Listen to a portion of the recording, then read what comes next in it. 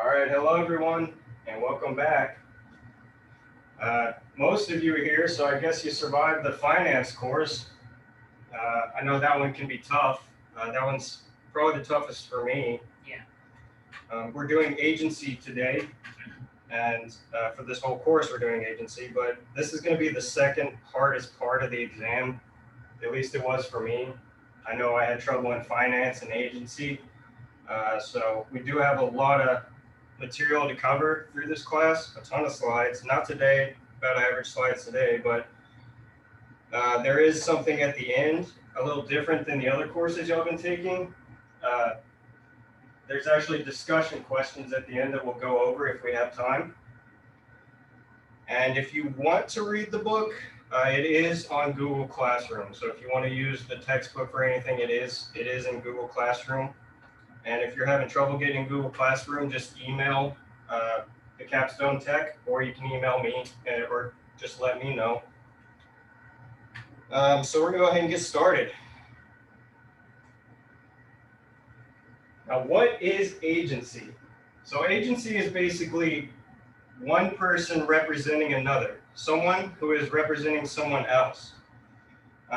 So let's say, for example, that I'm representing Mr. Travis here, and I actually end up liking this house a lot. I find a house, it's beautiful, I really want to get that house, but then my client, who I've signed a representation agreement with, comes up to me and says, I want to go see that house, and I love that house. What should you do in that situation, Mr. Sullivan? I'm sorry, I was just saying that. Okay. So if there's a house that I really like, but I'm representing you, and you say you really like the house and you want to go see the house, what should you do in that situation? I would say let me go see the house, but their needs come before you. Exactly. So you can go look at it with them, but don't push them aside because you want it more. Right. So your clients always come first. Unfortunately, a lot of people don't do that. We'll go into more detail on that later. But so agency, yeah, it's basically someone representing someone else. So let's say the house is $500,000 that we're both interested in, and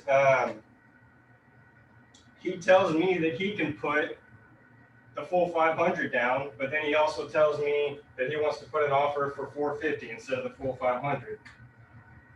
I have an inside track on what he can put in, which gives me an unfair advantage in getting the property, because I know that he can do the 500. So all I have to do, if he can't go over the 500, then all I have to do is put $501, and I win the house. But stuff like that can get very construed and confusing very quickly. But your client will always come first. You can't show favoritism to one client, and they all have to be treated the same. So the Real Estate License Act, the TREC rules, and basically their laws governing licensees' conduct, protecting the interests of the agent's clients and principals. They're not protecting the agents themselves, they're protecting the agent's clients and principals. So it's to protect the public. Roles people play in agency relationships, such as client or customer. There is a difference between client and customer, and we'll go into more detail about that in a bit. And also, why study agency? These are just some things that we're going to be covering tonight. Also, the relationship between the principal and the agent themselves. Excuse me.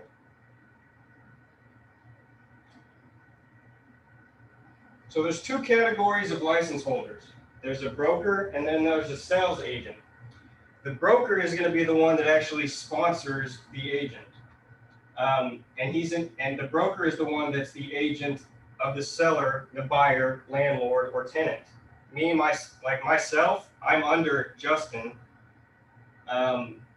He is the one that is actually the agent of them. I am just a sub-agent or an associate of Mr. Nobles.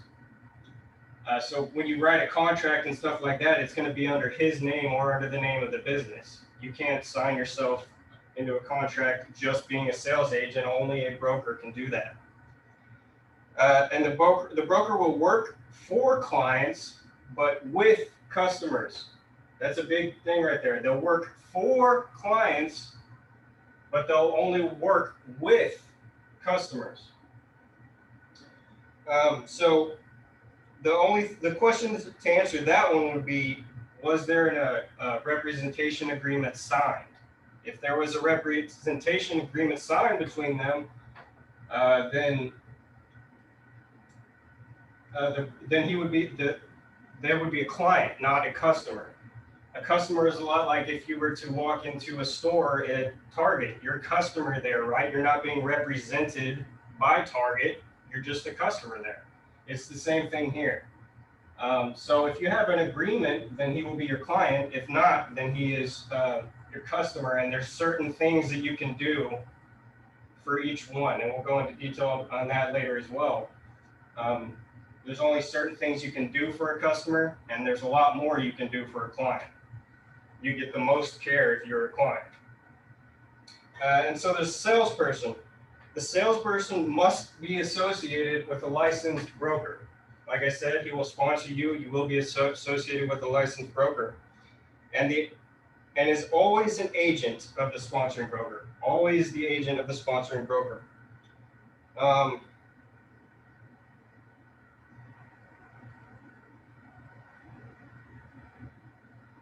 They'll kind of try and trip you up on the test with that. They'll give you an example, like say, Mr. Travis went in and he signed a representation agreement with this client. Therefore, he is the agent of that client. True or false? It'd be false, because he is not. It's just a broker.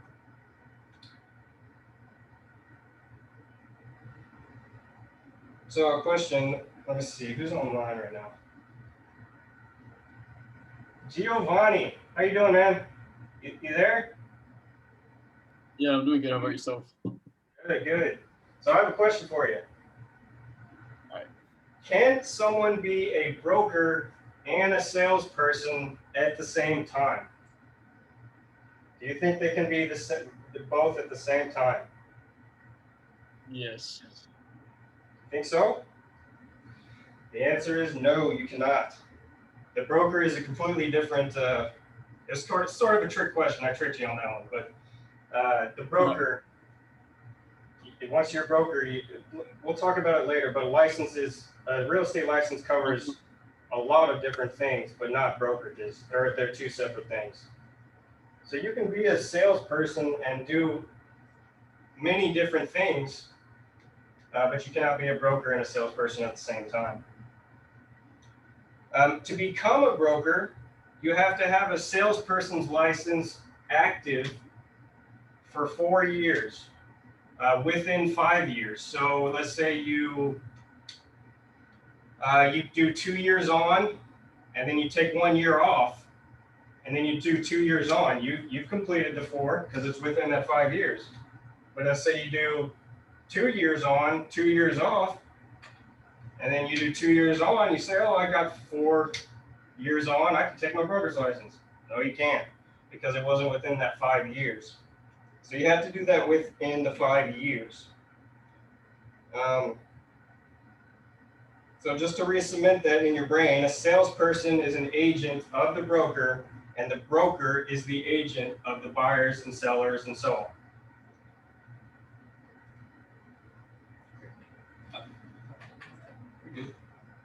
All right, agency concepts. So they're changing. I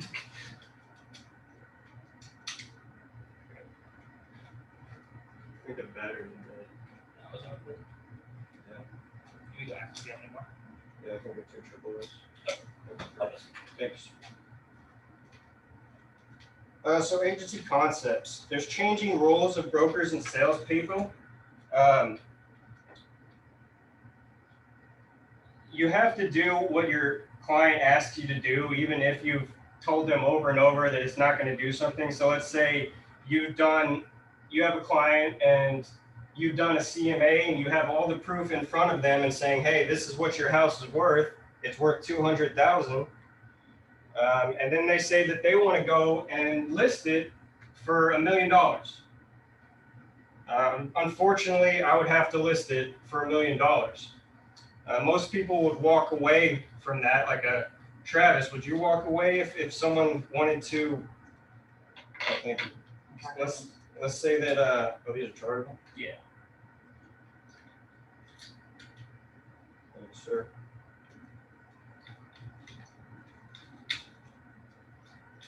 What was your question?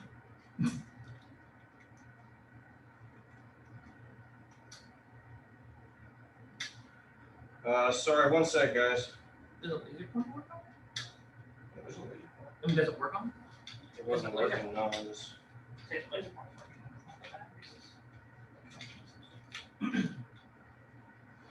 Laser pointers were not working. It might be out. We might just have to figure it out.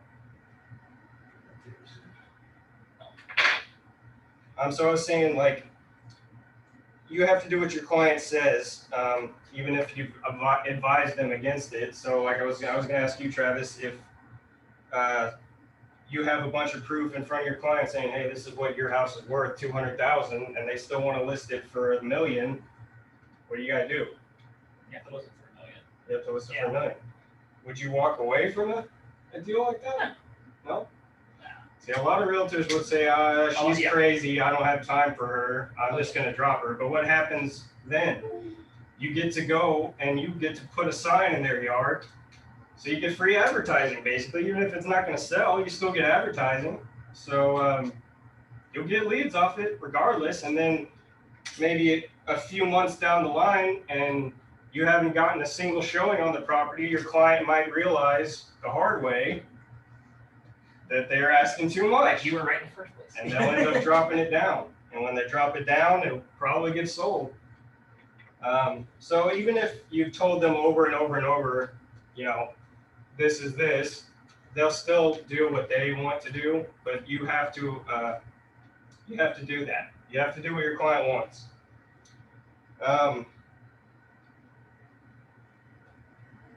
Consumers must make informed decisions.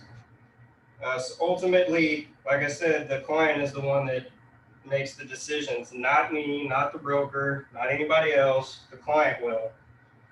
And they're not always going to do the right thing or listen to your advice. But a lot of people out there now, they're looking up on Zillow and all stuff like that, and they're becoming more informed. I had a client that actually would send me houses that he wanted to go look at before I even got a chance to get on the MLS and look at it. He'd already sent me in and said, hey, let's go look at this. Oh, awesome. Thank you.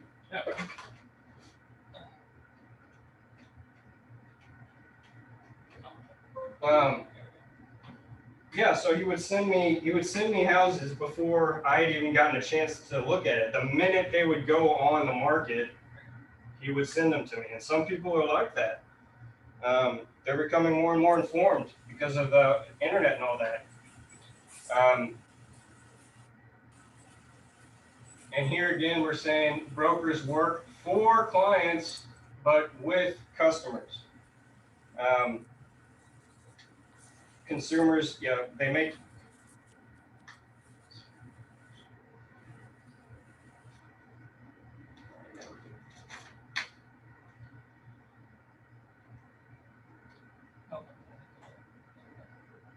Okay, so what is agency? We talked about it a little in the last few slides. It's a person that acts on behalf of another. So that can apply to many things. So what is an attorney? An attorney works on behalf of another, correct? So he would have a type of agency as well because he's working on behalf of another. There's a fiduciary relationship between the two. We talked about that a bit in a few classes ago, I think law of contracts we did. So unfortunately, a lot of agents out there are out for their own pocketbook. Unfortunately, we've gotten a bad rap over the years. I'll say this though: do not represent clients and also try and make money off of them. That is highly, highly unethical. I'm not saying do your work for free. Of course not. You got to make some money, right? But sometimes you might be presented with a situation where you may have to give money back. I've actually had that happen to me before as well. The guy didn't know how much he actually owed on his house, and so we were in a contract for $293. I might have told you all this in law of contracts, but we were in a contract for $293, and so we had to make up the difference. It was like a $12,000 or $14,000 gap, and so in that situation, we offered to give up our entire commission. We would have made zero just to get the deal done. And every now and then you might run into a situation like that. So yeah, I'm not saying don't work for free, but sometimes you may have to do something like that.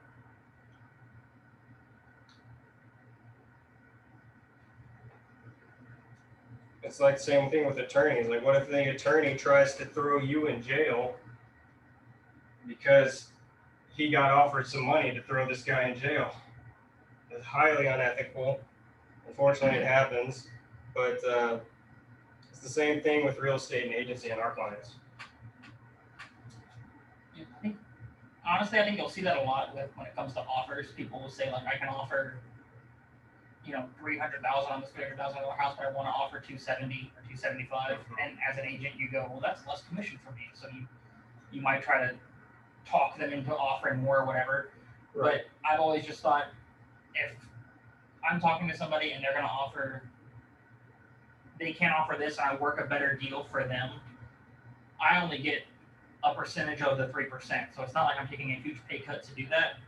But at the same time, to them, I saved them $25,000, so they're probably going to tell their friends and their family that I did everything I could for them, and then you actually end up making more money. Or when they go to sell that house, you did so good for them last time, they want to work with you again. Yeah, you end up with repeat customers, and you actually build a customer base that you can actually make more money off of than just trying to set yourself an extra couple $100 off this whatever percentage of commission. So it can lead to more business down the line just for doing the right thing. And that happens quite a bit, actually. It's happened with you. I think it's happened with me for sure. If you do the right thing, they'll probably come back to you and tell their friends about you. I'm a firm believer in you get what you give. So if you try and screw someone over, it's going to come back at you probably tenfold sometimes. You do something nice, you probably get something good out of it. There are some laws that govern agency practices. We talked about them a bit in some of the other classes. There's common laws, which is basically judge-made laws. And then there's statutory laws.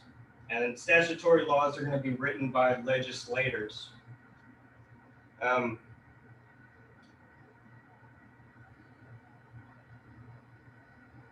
And those are the ones that are going to govern practices of real estate. So let's say, for example, one day a client gives you an earnest money check. Can you use it? And let's say I'm a poor agent. I can't pay my bills. I need to pay my bills. I got some money from my client. I can go. It should be fine, right? I'll go pay my mortgage with it, and then I'll pay them back at closing, right? It should be fine, right? You can do that. Can you do that? Anyone mind think you can do that? I see no's. a bottom notes. No. Yeah, a lot of no's. That's what I figured. We actually don't have anyone in class. It's all online right now. So I'm trying to remember and include you guys. But what was the real question there? An agent actually took money from a client. Can an agent actually take money from a client? No, they cannot. The only person that can receive any payment is the broker. If someone comes up with me and they give me an earnest money check, I'm not going to take it. It's way too much liability on me. I'm not even supposed to take it. I'm not going to put anything at risk just to go and deposit that check. And the way that earnest money checks are actually deposited these days are a little different. Yeah, I think all of mine have just been like you wire it to the title company. Like a lot of times it's just been either they'll drop by a check at the title company or they just wire them. You have the title company give them wiring instructions. Yep. They'll do it all with you not even involved in it. So That, or they sometimes they might bring the check up to the office, and at that point, you know, it would be Justin the one that takes it. Yeah. So yeah, the only way we can deposit a check, even if we were like if they wanted us to wire money to them or whatever, is the broker's allowed to do it in his escrow account. right. So it's not even like Justin can take it, just put it in his account. He has to have a business account, an escrow account set up. That is the only way funds can go into another account, is that way. Ooh, I'm gonna test one of y'all, see if y'all remember stuff from the last class. Miss Vera, how you doing? Oh, you look so tired. Okay, all right, I'll leave you alone. I'll leave you alone. I'm all right. But can you answer a question? Yeah, shoot one. What is it called if I were to put clients' money into my own personal account? Let's say Justin gets a client's Fraud. close. I mean, It starts with a C. Honestly, I don't know what it's called, but with a C. So Criminal offense. close enough. It's called commingling. Commingling. Okay. You'll likely see that on the test. Yeah. That's when someone puts clients' funds into their own personal account and uses it, like I was saying in that hypothetical. All right. Now, the Real Estate License Act, or TREC, y'all probably seen a million times at this point, and you're probably going to see a million more. Texas passed the first law governing the activities of real estate professionals in 1939. You will need to know that date. You will definitely need to know that date. And then the legislature was created TREC in 1949. So we had the laws in 1939, but we didn't actually create a system to regulate or to enforce those laws until 10 years later. A little strange, but you must know those dates. There's also a legal framework for licensees that's created with TREC, and that basically it basically created how you became a real estate agent. That was its function. And then lastly, how agency law is defined. And all of that is going to be in the Texas Real Estate License Act.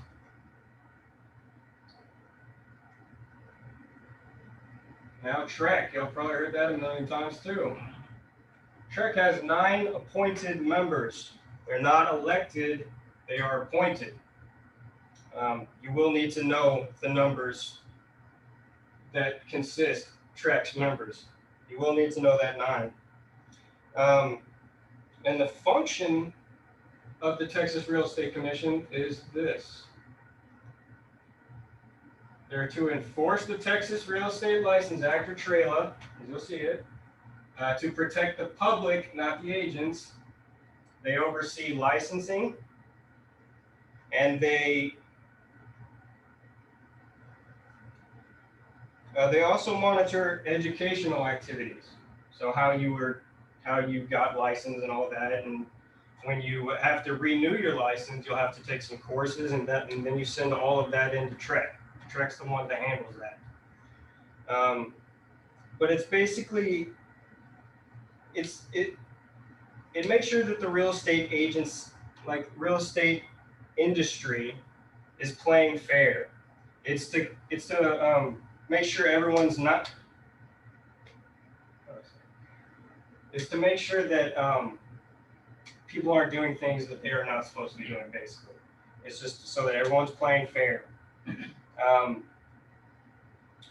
TREC also they're empowered by the Texas Administrative Code, or TAC, and that just basically says certain things that they can and cannot do.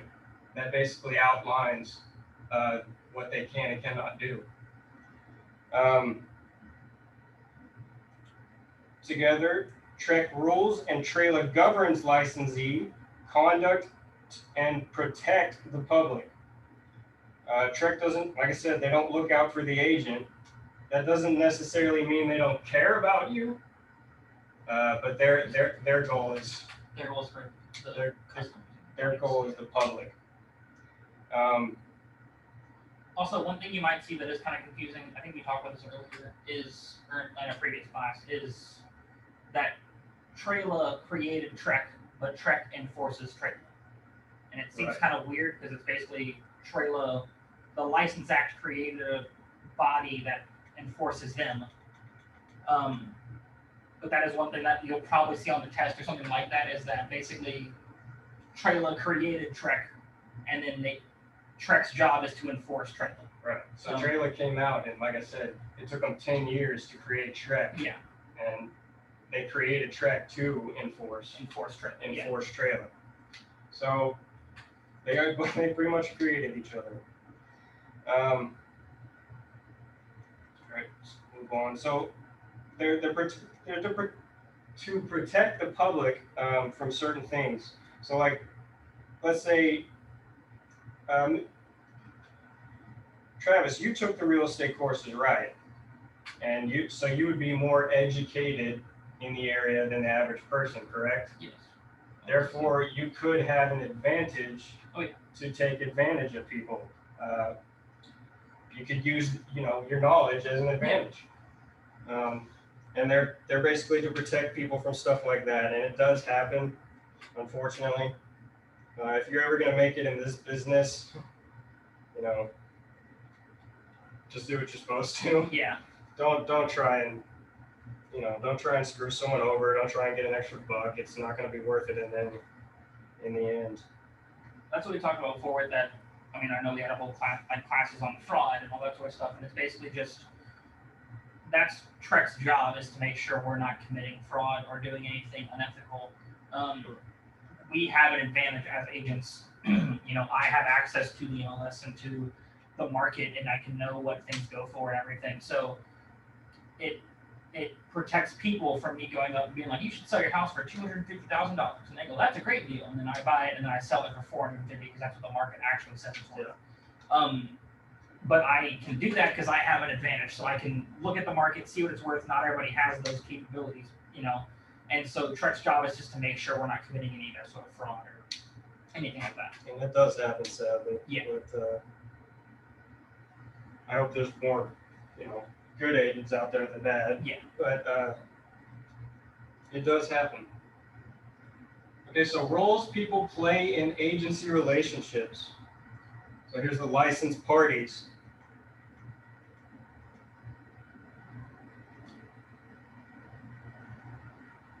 So all of these are things that you could do as a sales agent. Justin says he gets asked this question all the time. Can you be a buyer tenant agent? Can you be an intermediary? Can you be all of this with just the salesperson license? And the answer is yes, you can. You can do all of this with a salesperson license, except broker. Isn't that right, Mr. Gio? So your salesperson license covers many things. Justin even said he got asked, what about commercial? Do you need a new license for that? No. The real estate license covers that as well. So there's a lot of different areas you can work with that license. And then there's consumers. And consumers are going to be either the client or customer, as I was saying. And to find out which one, remember, has a representation agreement been signed? If it has been signed, then it is a client. If it has not, they are just a customer or a consumer. And we'll go into that a little bit more shortly. Just kidding, we'll go over it right now.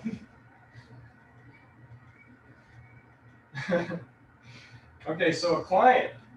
There's certain things that you can do for a client that you cannot do for a customer. One of them is advice. You can give them opinions, and you'll get the highest level of service if you're a client, because we're probably going to get paid, so we're going to work for it. If it's a customer, there's no contract. You're not certain you're going to get paid. So let's throw a few hypotheticals out there. Let's see. McKenna, how are you doing? You good? I got a question for you. Okay. So let's say someone walks into an attorney's office and they ask the attorney what they can do to sue someone. Are they a client or a customer? That would be a customer, right? Correct. They'd be a customer. They haven't signed any agreement with that attorney yet, so they're still a customer. What about? Let's see, who else can we pick one? Thank you, Ms. McKinney. So let's see. Power One, you there? Can you hear me? Can hear you. I got a question for you. Okay. Go on. Let's say I have a listing and someone calls me and they start asking me, they just call my phone and they start asking me, they ask me if the house that I'm selling is priced properly, and they start asking me what they should put in on the offer. Are they a customer or a client of mine? Client. No, they would be a customer because we haven't signed a contract, remember? They're asking client questions. Yes. He's asking me a client question that I can't answer because I don't have an agreement with him. So if it's say like, let's say what if the customer won't sign the representation agreement, but then he asks you to put in a contract on his behalf? Can you actually do that?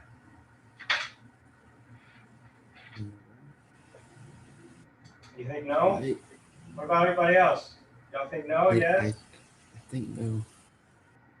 No? I think he can, but I mean, then it's gonna be like sketchy-ish. You are correct. You can. You can put in a. Do what? No. You can put in a contract for them even if you haven't gotten an agency with them. But you're probably going to want to explain to this person why it's better to sign that agreement, what they're actually going to get if they sign that agreement, and what could happen if they don't sign the agreement. For example, he tells me that he can pay $300,000 on a $300,000 house, but he wants to put an offer in for $250,000. Now, since I don't have an agency relationship with him, we haven't signed a contract. I would actually be required to go and tell the seller that information because there's no confidentiality. We haven't signed an agreement, so I would have to go to the seller and tell them, hey, he can put $300,000 down, but he's putting $250,000. Yeah. And I think we talked about that in one of my classes about like until you get an agreement signed, your duty is to the seller. It's always to the seller until you get an agreement signed. Correct. Yeah. So if they tell you something that You're basically a sub-agent of the seller until you have an agreement. Yeah. Even if you're not affiliated with that seller anyway. So yeah, if he tells me something like that, if he starts talking numbers and telling me what he can and can't do, I'll be like, sir, you need to sign this representation agreement. Yeah. Otherwise, I'm gonna have to walk straight over there and tell that lady what you just told me. So a client gets advice, opinions, and the highest level of service. What does a customer get? A customer gets information, assistance, and fair treatment. That's about it. You got to treat them fairly. You can give them assistance on some things. Like I said, if you wanted me to put in a contract, I could do that. Yeah. Or if you want me to look up a property or something for them, I can do that. And information. You can give them basic information. You can't give them anything confidential or anything like that, but you can give them basic, very basic information. When we go to a showing, we usually have a paper with us that's like the MLS sheet, and it has all the information on the house, the bedroom, bathroom, square footage, what the, you know, if they put anything other, like we put a new AC unit in last year, whatever, like we have all that information with us. Basically, if they ask a question, we're allowed to look at that paper and tell them what's on the paper. But we're not allowed to give advice on, well, if this is this, then you should probably ask for this in the contract and you should do this. Or we can't do that. All we can do is basically read, if they ask how much the house is worth, we can read the number and say it's $275. If they ask how many bed and bath it is, I can answer that question for you. But if you start asking if that's a fair price, or if, well, if this is old, should we put in this in here, whatever, I don't know. Like, I can't tell you. Can't tell. So, yeah. So there's only certain things that you can say to a customer. As I was saying, yeah, it's better to get that representation agreement signed for everyone. It's just in everyone's best interest. But you can give them basic information, like you said. And I did an entire deal with a person who was just a customer of mine, but basically, they called me and just said, hey, I found this property. I was looking around for an agent, and I want to put an offer on this property for this much. And I just said, okay. And they said, the sooner we get it in, the better. So if we can do this like in the next hour or so, I'm trying to get this done fast. I said, okay. So I just typed up a contract for them, sent it over to them, had them sign it, and sent it over to the seller and had them sign it. And we just went from there. And like everything went fine, but they knew enough of what they were doing that I never had to give my advice, opinions, or anything like that. But if they asked for it, if they said, I have to put in this much money, do you think that's worth it? I can't tell you. So luckily he just said, I want to put in, I don't know what it was, but like 300. I just want to put in 300.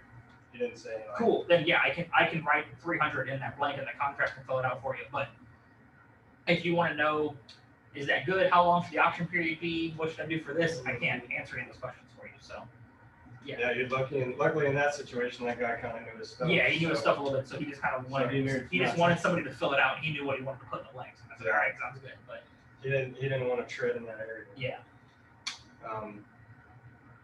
Yeah, so just knowing the difference between the two, the average consumer, customer, the average person won't know the difference between these two. I mean, did you know anything about the difference between client or customer before you took these classes? not at all. Exactly. So they don't know the difference with that.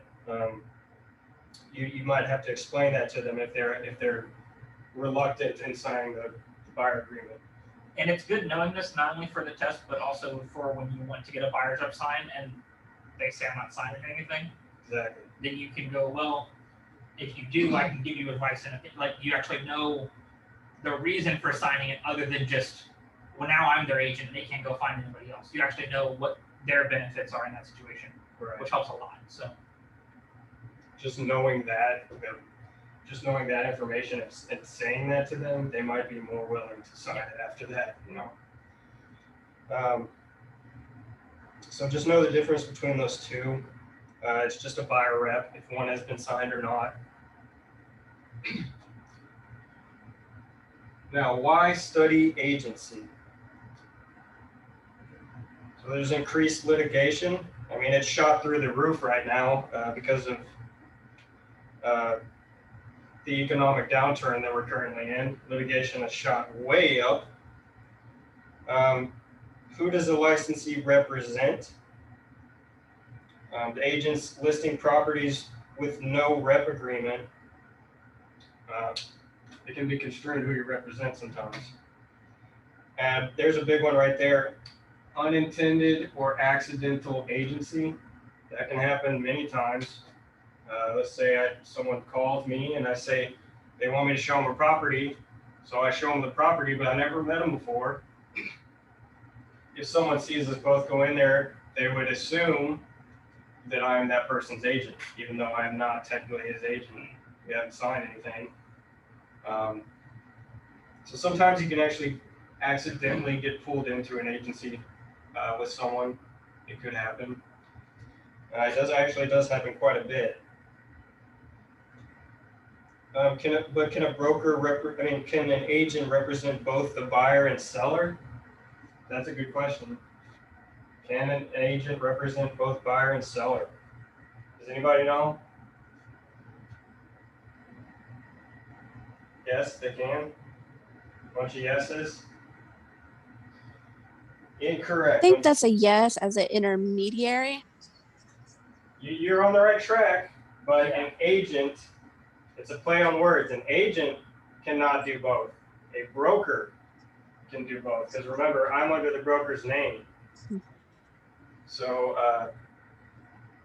an agent cannot represent both parties. A broker can. You also can't, even a broker can't act as an agent. If you remember, like agency is you work on behalf of somebody else. As an intermediary, you're not working on behalf of either one of them. You're just pushing papers back and forth, but you can't actually give advice or give your opinions to either one, because then you're basically, either you will then get all the information and everybody gets all the information and then you go nowhere, or you're giving an unfair advantage to one side or the other because the seller tells you something and you go tell the buyer, well, now you're supposed to also be helping the seller out, so now you're only helping one side, so now you're not an intermediary anymore, you're actually giving your opinions. Right. So you can't be an agent for both, but you can be an intermediary for both. It's just again, it's a play on words. It can get very It can get very, very confusing. And you may run into that at some point. I've actually had to do it myself. I didn't myself do the intermediary, like I said, Justin did because he's the broker. But we did get 6% on that sale because we got both the buyer and the seller side. So it's nice there, but it opens you up to a lot of liability. Yeah. So it's good money, but you just got to be careful what you say to one party or the other. Yeah. And it's only really useful if both parties understand what's happening. What you don't want to do is be selling someone's house, you're representing them, then a buyer comes in. Well, now you want to be an intermediary. Well, the seller just lost their agency with you. So now the seller has nobody to ask questions to because now you're an intermediary, not their agent. And so it's only, you really should only do it in situations where both parties either know what's going to happen or both parties know what they're doing. If both parties are informed enough to they can basically handle it themselves and all you have to do is push papers back and forth, then good, then that's a great situation for you to be in. Yeah, but you don't want to be really excited to sell someone's house, you're working with them, you get everything set up, and then suddenly you're like, oh, by the way, we can't talk to each other anymore because I'm no longer your agent. Like, you can't really do that to somebody. So you just have to be in a special situation where everybody's okay with it and everybody knows what's going to happen. If both parties agree to it, it can happen. Yes. And it worked out for us. We got the sale closed. Yeah. And we got the 6%, which was really nice. Yeah. So yeah, the broker is the one that's going to be the one that can do intermediary. We have the TREC information about brokerage services, or the IABS, as we call it. That basically just tells the consumers or other agents as well who you work for. That's all basically that is. I think there's an example coming up. It looks like an older example, but we'll see something like it. It's voluntary in its format, but mandatory in its content. So you can format the IABS form any way you want. You can put your logo, all that stuff, but you have to have the exact same wording and content that's in the one from TREC. And I've seen several different looking ones. Some bigger brokerages will change. They'll change the format on it. They still have to, like I said, they have to keep all the information in there, but yeah. And you may see it written IABS on the test as well. I can't remember if I did. Did you? I can't remember. I've only ever seen it as IABS now that I'm. Yeah, it does. So I don't remember what it said on the test, but you will, as an agent, you'll never see information. You always just see You'll always IABS. see- Yeah, yeah. it's like as an agent. Just but- try and remember acronyms because there's a ton of them, Yeah. and that's what's going to be on the test usually. But an IABS form you have to give your clients, and I have it linked into my email actually. So if I send an email to a client or to another agent, they can just click on that link and it puts them right onto the brokerage services and they can see my form. I also put the consumer protection notice on there, which is just a good thing to have on there. I think, is it required? I can't remember if it's required. I know IABS is, but The CPN is required for everybody to have. You don't have to give it to everybody in every instance, but right, it's required for everybody you're working with to have seen. And it's required, that's the one we talked about in my class, that in every office, it has to be posted somewhere. So Right. in our office, it's in a little shelf right by the it's front right door. by the door. Yep. Yeah. So it's sitting in my email, so they can look. Mhm. They can click on the consumer protection notice, and it just basically tells them this is how they can make a complaint if they don't like my services, which covers you as far as TREC is concerned from stuff like that. But remember, it's IABS, voluntary and format, mandatory, and content. And here's an example of one. That's an old one. That is a very old That's one. a real one. It looks nothing like this now, pretty much. There's a lot more lines saying, hey, this is the broker, this is the agency, this is the broker's number, this is the agent's number, this is the agent's name and their email, stuff like that. That's what you'll see on there. And that'll be the IABS form. Just give it to everyone. Yeah. Pretty much, you got to give it to everyone. That's one of the reasons why I put it in my email. It just makes life easy.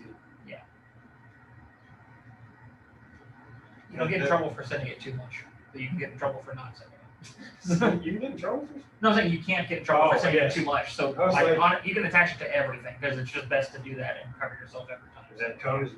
It's just best to do that. I don't always do that, but if it's a new client or something like that, I will definitely bring that form. And that's a much older example. More on why study agency. Public perceptions. As I told y'all earlier, real estate agents have been given kind of a bad rap for being greedy. I think Justin told me that we're below, it's sad to say, we are below used car salesmen Mhm. as far as our reputation, because unfortunately a lot of them, people are just too greedy. I'm running into it more and more often, and it makes me sad. Honestly, it makes me sad. If you want to make it in this business, don't be greedy.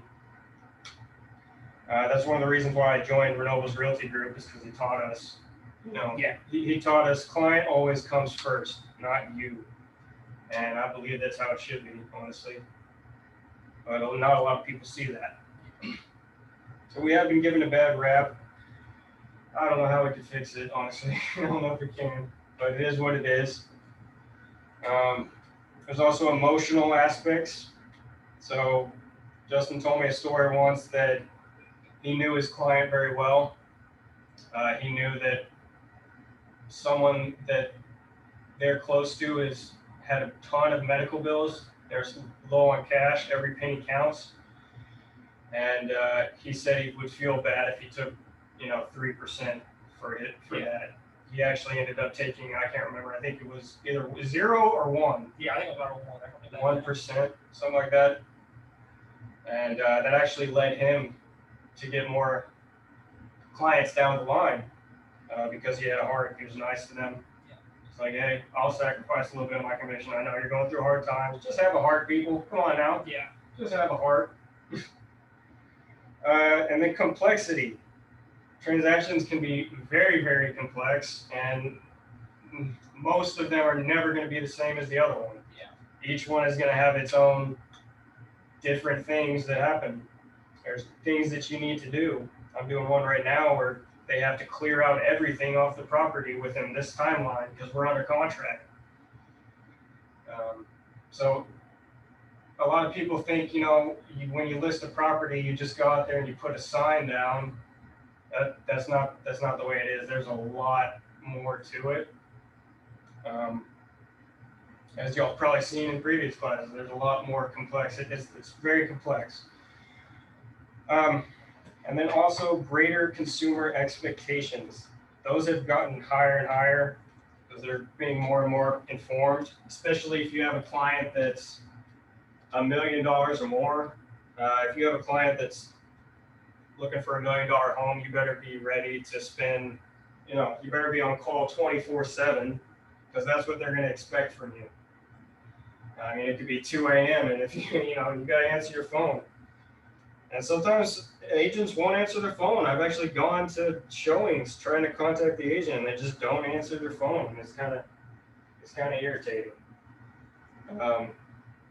But their expectations, especially if you're doing a higher amount, like I was saying, if you're dealing with a high-end client, you better put most of your time into that.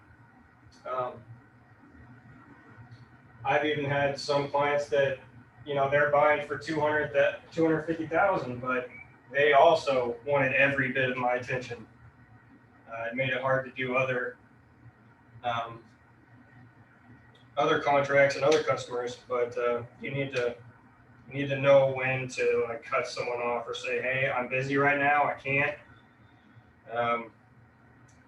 But if they're $1 million or more, you're probably not going to want to do that because you will be on call 24/7.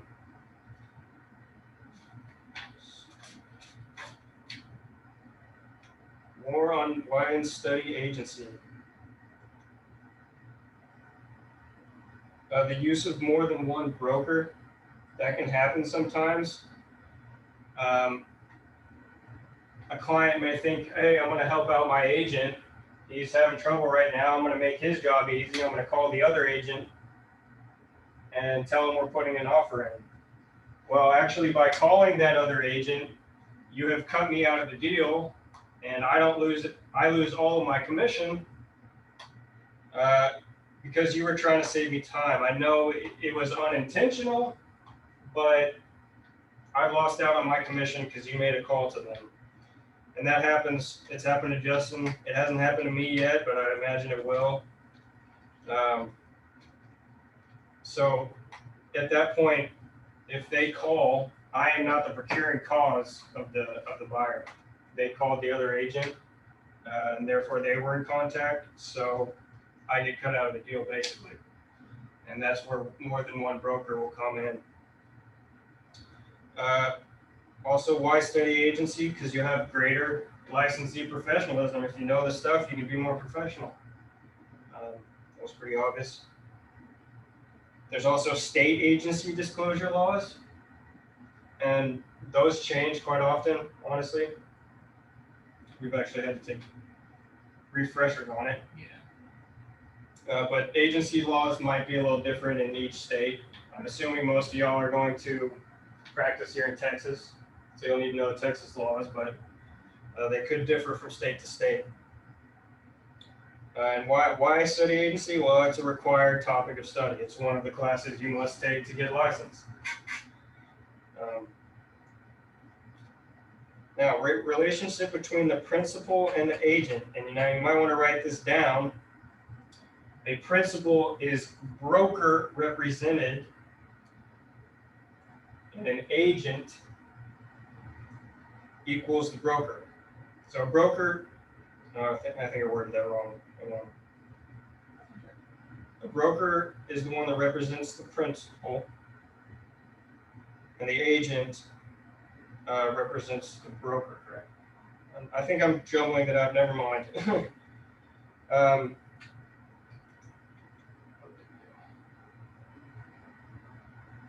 So the relationship between a principal and an agent, we'll go over that multiple times in this course. This is all about agency.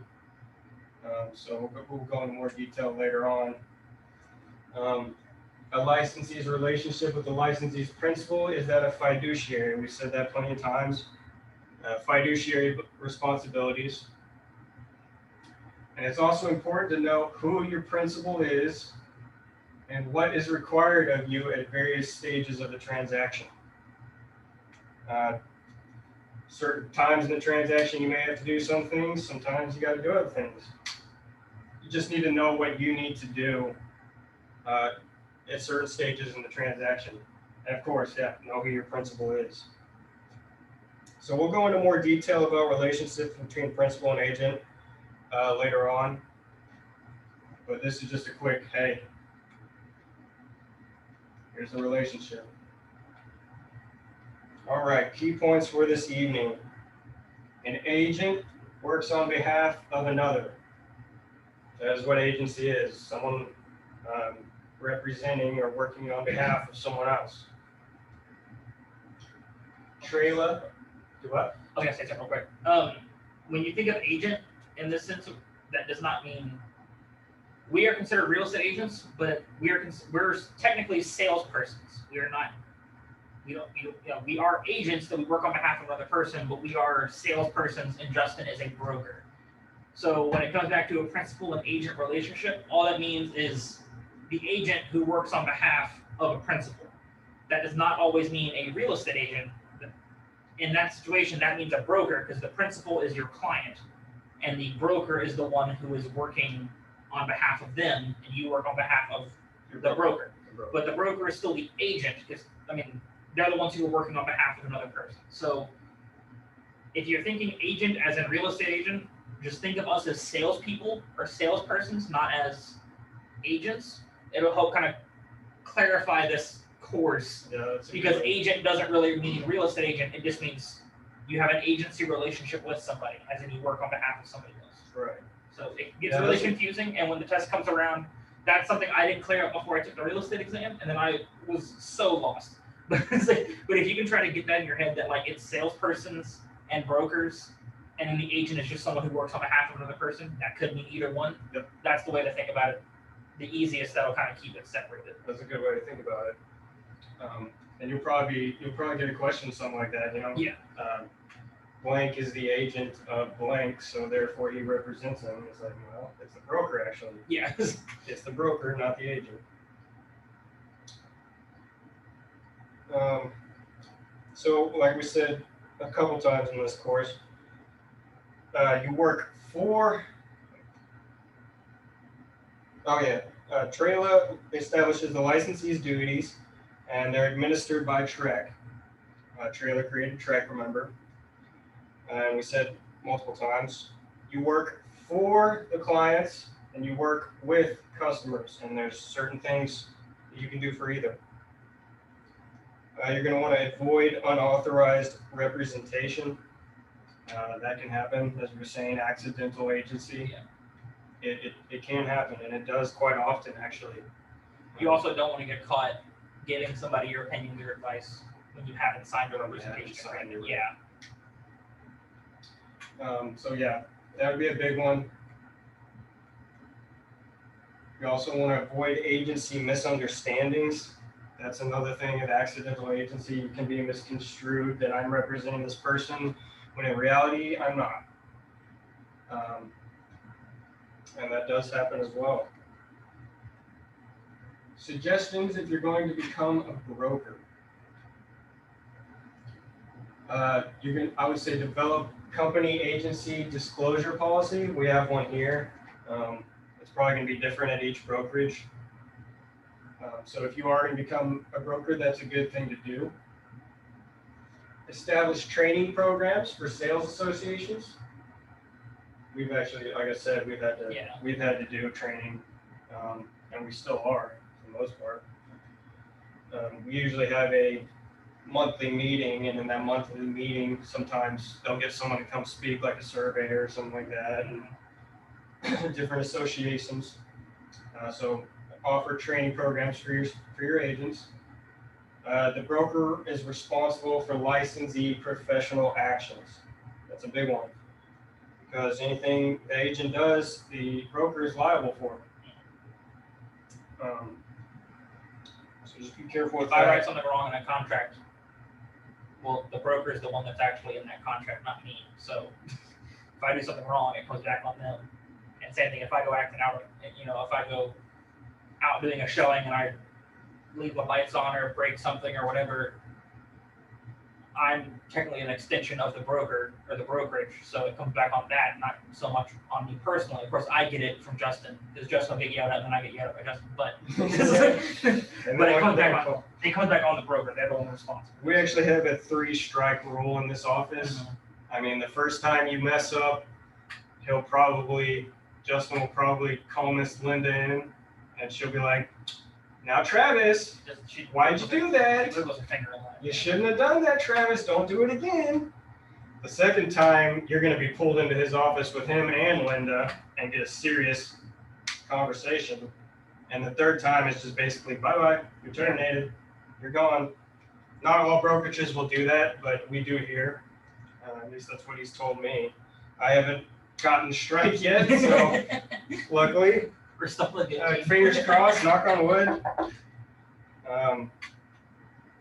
But let's say if an agent is being super greedy and does something unethical to make more money in the end, and it turns out it could go back onto the broker. The broker could lose his license, and if the broker loses his license, the entire shop is shut down. So Justin's told me he's had to make decisions like that before, where he didn't want to have to let someone go, but he's not willing to take on the risk, hang on to the risk, so to And say. it's also different for him too. If an agent's continually doing something that comes back on him, well, if something happens to him, we all lose our job. Yep. So Basically, it's a lot easier for him to be like, I can't have you here because you're causing a risk not only for me but for the entire company. yeah, we pretty much can't even let him get sick, honestly. Yeah, because then we have to immediately we'll have to go find another brokerage to get sponsored by. Like, and then and then we're kind of starting over from square one. So it's definitely tough for him because comes back on him. I don't envy it. Yeah, Man. everything that comes back on him can come back on us in turn. So I don't envy him, and I don't envy the fact that he has to make some decisions like that. You know, sometimes you just gotta cut someone off if they're going to be a liability for the whole company. Yeah. You know, I'm not going to risk my license because we're trying to get an extra buck. Yeah. You know. But luckily we have the 3-strike rule. I'll let you know when I get a strike. I'll let you know how bad it was, how that talk went. how that talk went. Yeah. And hopefully it never happens again. If it does.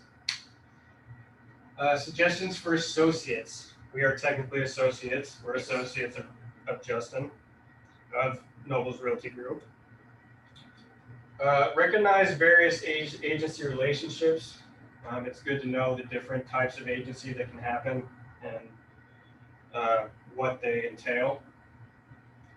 Continually update agency education. In other words, take classes, do it over. I mean, this is probably the 4th or 5th time I've done this class. Yeah. Not done the class, but sat through it. And But also, once you get your license, like there are trainings that you have to go through that the commission sends out. Yep. That basically you have to get a certain number of hours of education before, like I think you have to get, is it 90 hours in 2 years or something like that? Is that right? yeah, it's 90 hours SAE courses for the first renewal. Yeah, you have to have like 90 hours of courses in 2 years.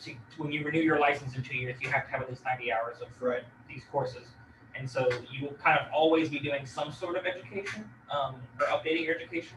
And like I know when when I was teaching y'all, I taught the new contracts they had brought out. When they brought out those contracts, we basically, the whole company had to go to the title company and sit down, and they did an hour-long education with us on the updates to the contracts. And so we have to constantly be doing stuff like that for any updates or like that that comes out. No, so for the first renew, it's 90 hours, like we said. But after that, I believe it just goes to 18 hours. Yeah. And you can pick what you actually want to learn. There's tons of platforms out there that have the courses that are approved by TREC that you can take. And it seems like annoying, but it's actually kind of cool because you learn a lot about social media marketing and stuff like that. Like there's courses on all sorts of stuff that you can kind of take to learn on. So it's actually, I find it really interesting to learn some of that stuff. Sometimes so it is. It's actually really fun. I actually took the brokerage course on there. It was interesting. So yeah, when you renew, you're probably throughout the time that you have your license, you're going to be continually updating your education, which is a good thing to do. Always be learning. Know and apply your broker's services. I probably can't read our contract with. I can't like say the contract right now. Like what? I would have to pull it up. Yeah. I don't know it by heart, and I probably should. But you need to know and apply the services that your broker that he provides. Yeah, I know, like, we have I want to say it's like 90 something things, or it's 100, something like that, of like all the things that an agent does when selling a house or whatever. Like, we have a list of like all these things that like we have to do, and we use that one to kind of justify. A lot of people will be like, well, why do you need money? And it's like, well, I have to do like 120 things for you, so I feel like that's worth 3%. But it's also nice to know what you're supposed to be doing and what your services your brokerage has. That way you can actually apply those in your transaction. If somebody has something that you're like, oh, we actually do a thing where I can do this or that or whatever, it's good to know that so you can actually apply those to what you're doing. Right. Yeah, I should probably read it over it again. Yeah, I mean, I should too. I only did once when we first started, and I've probably forgotten quite a bit of it. But it'd be good to know, and then you can apply what you know to your services. Yeah. Do not contradict office policy. Justin has an office policy manual. You'll get that, and every brokerage does. When you sign up with a brokerage, you will get an office policy manual, and that'll outline.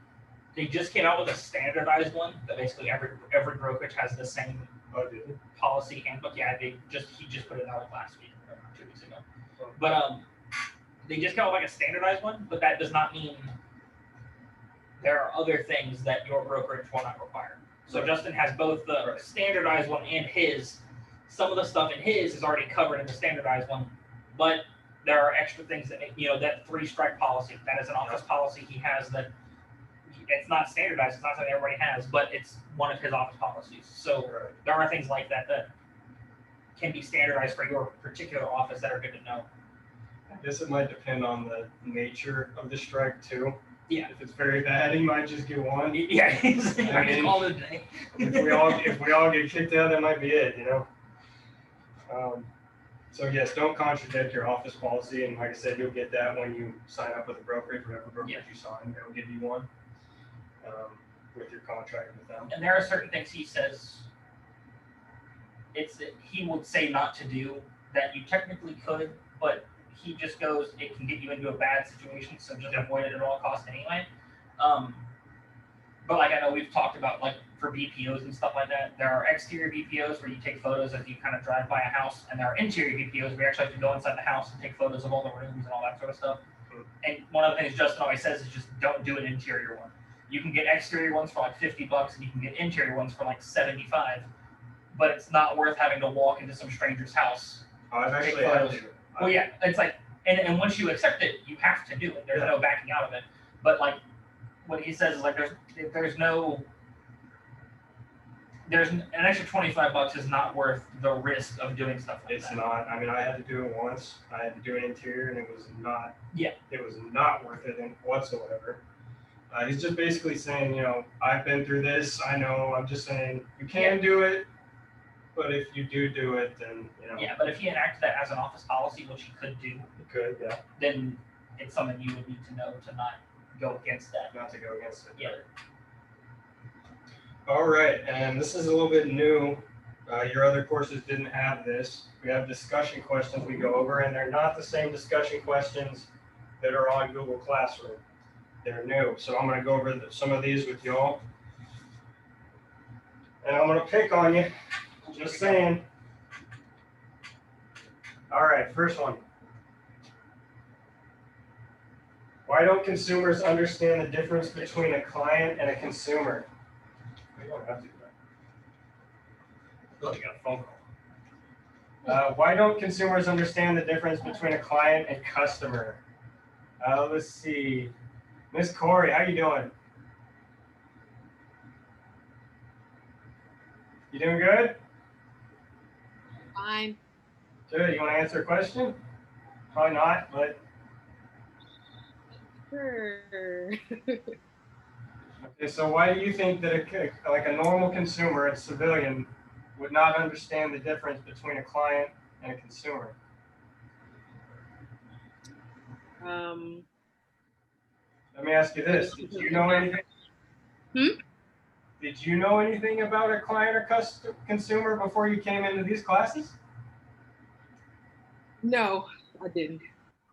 Yeah. See, they're probably not going to know because they haven't learned it. Right. So thank you. But what if they last bought or sold a home? Were you a customer, client, or don't know? Let's see, who's bought a home here? I think Miss Vera's bought a home. Can you hear me, Miss Vera?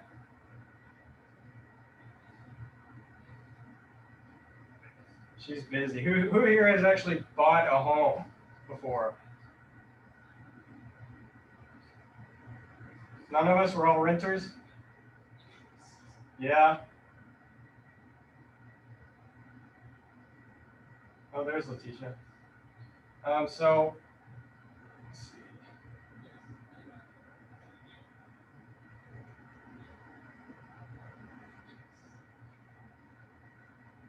Oh, there you are, Miss Vera.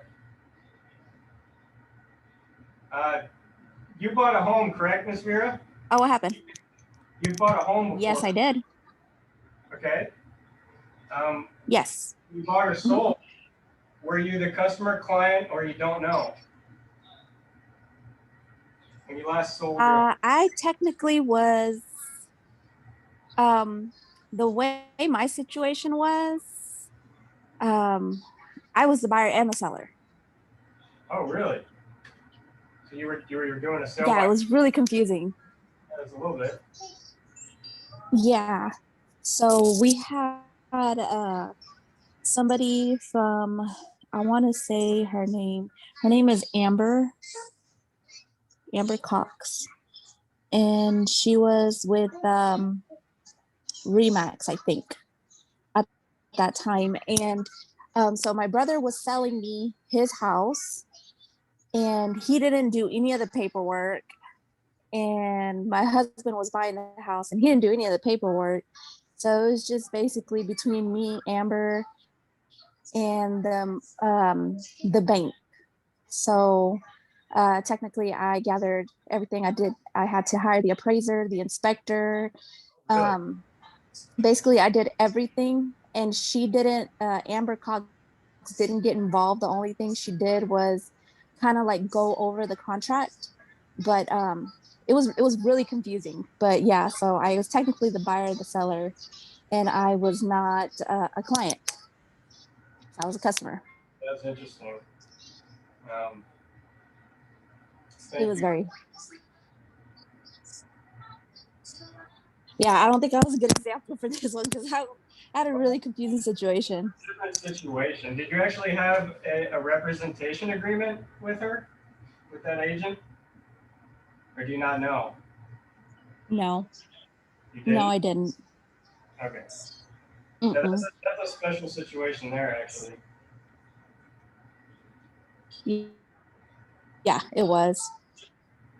Because she's not a broker, but she basically did the intermediary stuff, but she's not a broker. She's just an agent. Oh, she was doing intermediary. Yeah. Okay, But so she didn't get paid. she didn't get paid? No. Oh, wow. That's why I had to do everything because um if she told me I think for y'all, y'all can pay me commission or you can do everything yourself and I can just tell you what to do and you won't have to pay me any commission. Oh, okay. Yeah, so I get in that situation, Yeah. you were a customer, I guess. You weren't actually represented by her. She was more of just there to guide you. Correct. Gotcha. Yeah. hmm All right. I think that's why I know so much about real estate when I came in. Yeah, you did. You throw out some good questions, that's for sure. Yeah. All right, next question. So at this point, what are some of the functions you would expect from an agent representing a seller? So an agent is actually representing the seller. What can you expect that he would be doing in that situation? Do you have any idea, Mr. Carwan?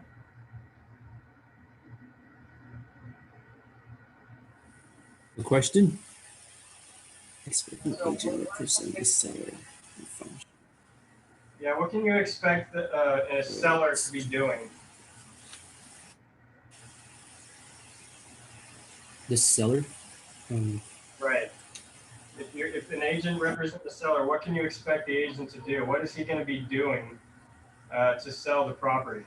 What can you expect from that?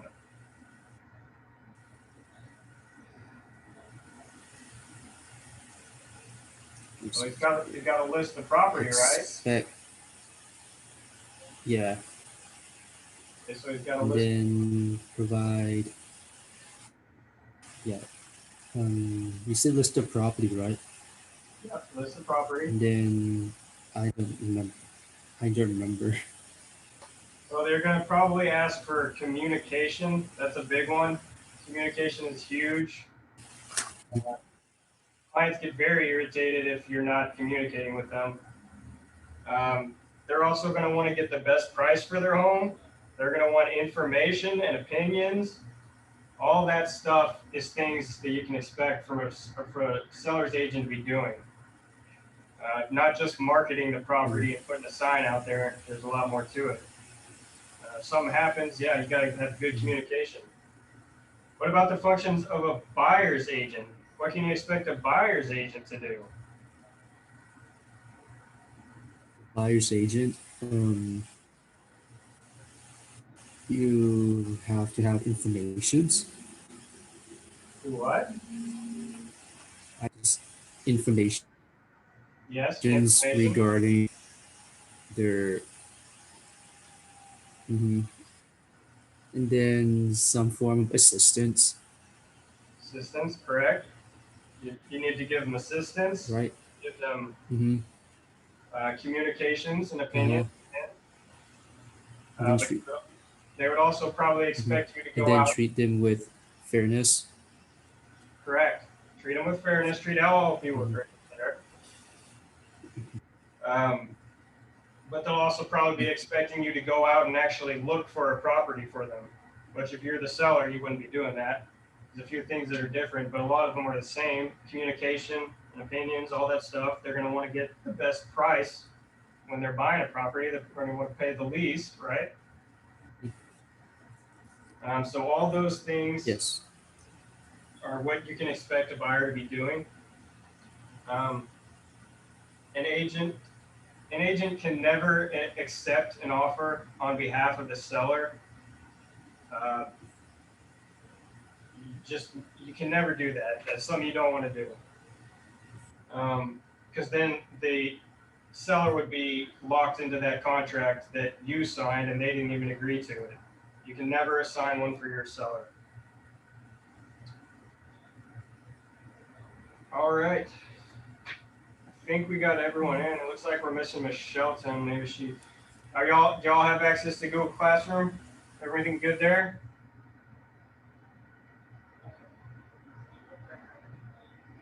We all good? Everybody got it? Google Classroom? I got the email, but I haven't checked to see if I can access the link. Normally through the email, I can't access the link, and then Justin will usually send it to me in a text, and then that's how I get it. So I'll try it after the Zoom meeting. If it doesn't work, then I'll just shoot him a text. Yeah, we're having. Yeah, I'm on Google Classroom right now.